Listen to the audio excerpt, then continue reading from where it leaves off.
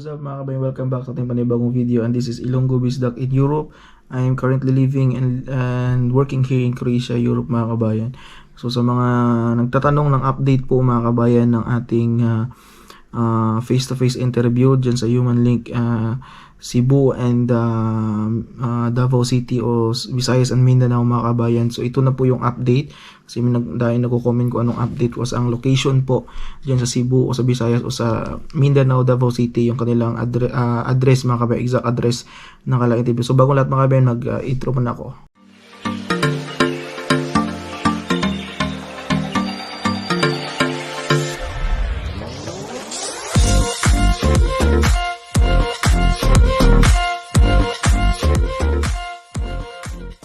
So ayun na mga kabayan, sa mga bagong subscriber natin dyan, please maraming salamat po sa inyo. Sa mga lumang subscriber, maraming salamat din. And sa mga manonood nito, please don't forget to subscribe my YouTube channel para ma-notify kayo sa ating mga araw-araw na video dito sa Croatia, update dito sa Croatia, Europe mga kabayan, sa ganap dito sa Croatia, Europe. And yun na nga mga kabayan, yung address po ng Visayas Human Link face-to-face interview is ito po mga kabayan, no? So yung face-to-face interview sa Cebu City mga kabayan, third floor grand ballroom, ayan, nakinig kayo, nasa screen din mga kabayan, ballroom hall, Cebu Business Hotel, Colon Street, Cebu City, on December 4, 5, and 6 mga kabayan. Yun yung address mga kabayan. Ayan, nakita sa screen yung address. Sa Davao City naman, December 7, 8, and 9, located at Mayflower Events Place, second floor, Lim Building, El Rayo, Bacaca, Davao City. So, ayun yung address. Makikita niyo mga kabayan. So, ito mga kabayan is face-to-face interview. Sa mga hindi pa pala nag-register dyan, sa link mga kabayan, merong link dyan sa baba, sa description nitong video na to. I-click nyo yung link para makapag-register kayo para sa face-to-face interview, no mga kabayan. So, ano ba yung mga kailangan dalhin sa interview mga kabayan? So, yung requirements mga kabayan sa interview, kailangan nyo lang update resume, passport ninyo, valid with 2 years and to be expired mga kabayan. Certificate of Employment o COE mga kabayan. Kailangan nyo din ng NBI with apostille. So kailangan mga kabayan, pagkatapos nyo ng ma-register doon sa link na binigay nila, kailangan nyo kumuha ng NBI with apostille. Ipa-apostille nyo na mga kabayan hanggat maaga pa.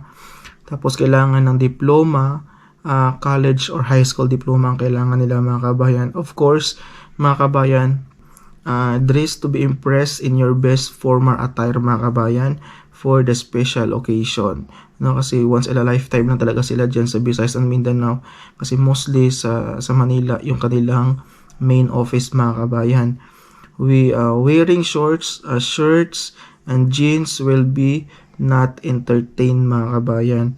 We would like to wish all those amazing individuals and good luck to their future. Kabayan, so sa inyong pagpunta sa interview nila is kailangan nyo yung good looking, presentable kayo mga kabayan para sa face-to-face interview. Kasi hindi kayo tatanggapin kung papasok kayo naka-shorts, kayo naka-t-shirts. So, hindi kayo tatanggapin yung ano ginagawa natin sa Pilipinas, mag-apply, ganun din yun mga kabayan, susuotin natin yung formal attire tayo para entertaining tayo nila mga kabayan. So kailangan talaga mag-register kayo dun sa link below mga kabayan na para kaya kasi nakalagay dito mga kabayan, if you are not complete with the requirements, you will not be entertained for the interview mga kabayan. So kailangan i-complete yung requirements mga kabayan. Kasi matagal-tagal kunin kasi minsan dyan ng NBI with apostille. So kailangan kasi yan, unahin yung kuha yan mga kabayan. So alam ko mayroon na kayong passport. Kaya unahin yung mga kabayan yung apostille, NBI with apostille kasi yung pinakamatagal niya kunin dyan sa Pilipinas. So kailangan takes a time talaga pag kumuha niyan. Alam ko meron naman kayo diploma, certificate of employment, resume ninyo, meron naman kayo niyan. Basta i-complete nyo lang yan mga kabayan bago kayo pumunta dun sa interview. Kasi huwag kayong pumunta sa interview mga kabayan na wala kayong bala, no? Bawal yung walk-in mga kabayan, hindi kayo prepared. Kailangan prepared kayo para sa face-to-face interview.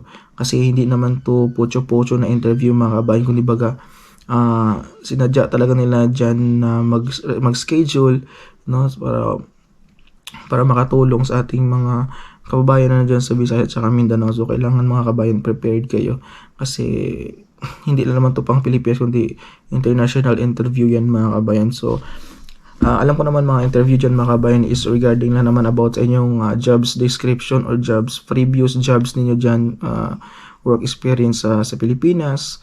Yun lang naman yung mga basic interview dyan. Tapos personal information, no, about sa inyo. Tapos bakit willing ka mag-apply dito sa Croatia, sa Europe. No, ayun lang naman mga kabayan yung mga basic interview dyan. And galingan nila mga kabayan, dapat confident kayo sa interview dyan mga kabayan. Dami silang jobs hiring, kita naman sa previous vlog ko.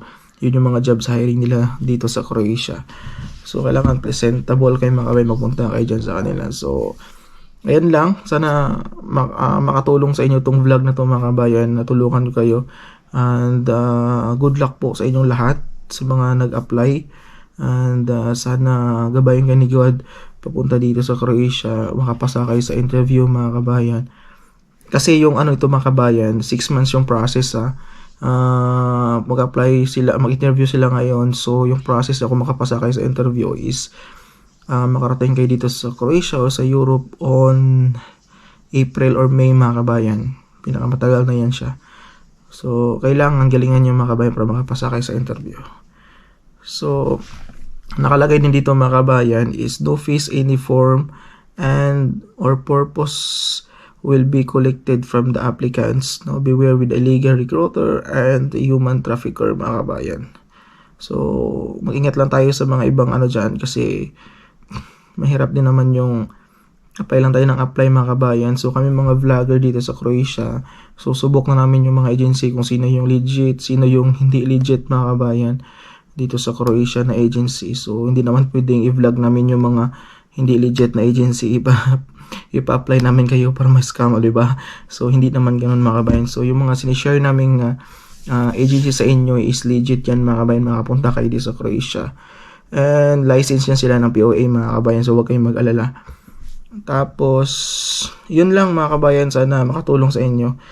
And and don't forget mga kabayan to bring all requirements nyo. Yun lang mga kabayan, and good luck sa inyo lahat. And see you soon around here in Croatia soon mga kabayan. Sana magkita-kita tayo dito, mga Bisaya dyan, Ilonggo, no? Kita kids tayo dito mga kabayan. Yun lang mga kabayan. And sa mga bago dyan, don't forget to subscribe mga kabayan sa ating YouTube channel para ma-reach natin yung more on subscriber and more updates here in Croatia. So dream big mga kabayan, dream more para sa ating future, para sa pamilya dyan sa Pilipinas. So yun lang, maraming salamat sa inyo. Ciao, binibuse mga kabayan, bye.